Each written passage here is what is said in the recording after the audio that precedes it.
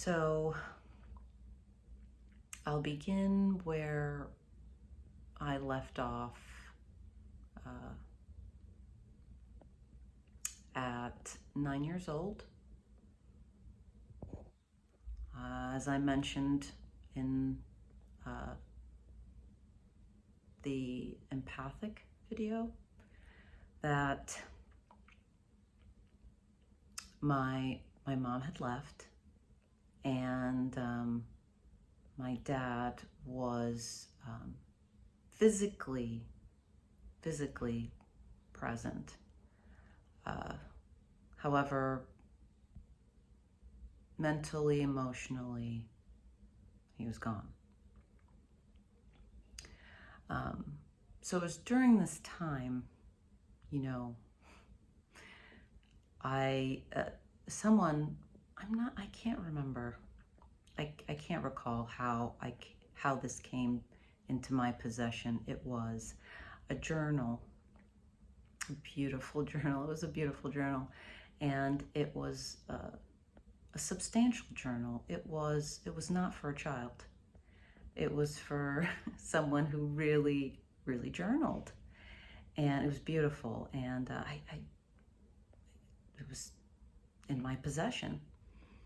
And so I started to document what was happening in real time. It was cathartic, and I enjoyed writing. I like to read, I like to write and tell, it was really the one thing that that gave me some sort of pleasure during that time.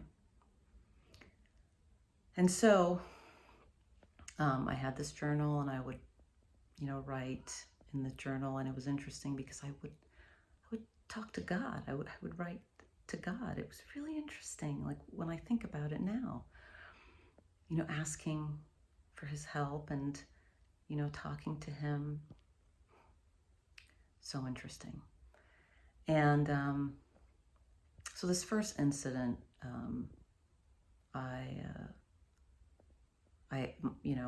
my journal was in my room, and this person, this individual, a close kin, I went into my room, and that person was there with my journal, and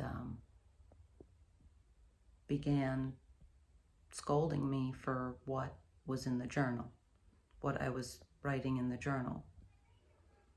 And it wasn't, I don't like this or whatever. It was like, no, you don't write this. You're going to stop writing this.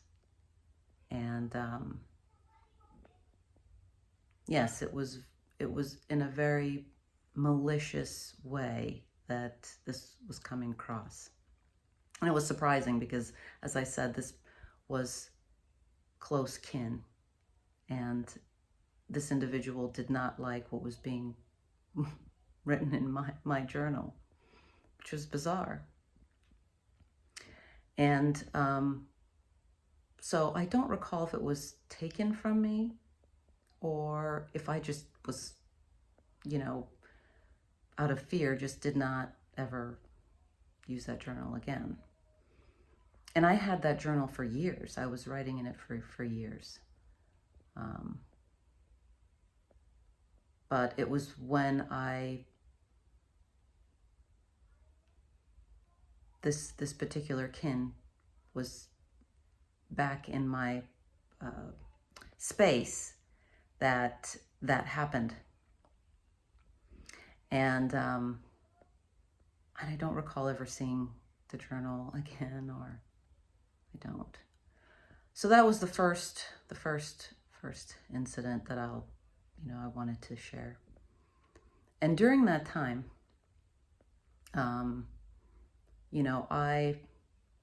another close kin, somebody that I really loved and looked up to. I remember would always,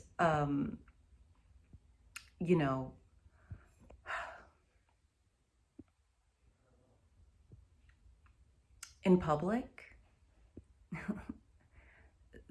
say, oh, she's a liar, you know.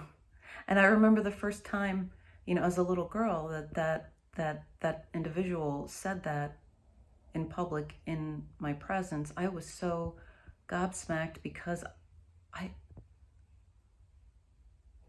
was never, I never thought of myself as that. And even I never thought that that individual had that perception of me. I always thought they trusted my word. So it was very bizarre. And I remember the first time the person said this, and I just looked like I was so surprised. My head whipped so fast to look at this person because it was so shocking. And I remember that. And it just kept happening that way with that person. Randomly, just, you know, she's always lying or something like that. And so that was the whole, you know, kind of labeling me as a liar. And there was a reason for that. There was a reason for that. And that will have to be another video, if it's God's will for it to be in another video, as to the reason, because he gave me the clarity. God is so gracious. He gave me the clarity as to why that person was doing that. It was to protect themselves and what they were doing. That was in relation to me. Yes. So, you know, that's the first one I wanted to share there. And I'll go into the next one, the second one, in the next video. Okay. God bless.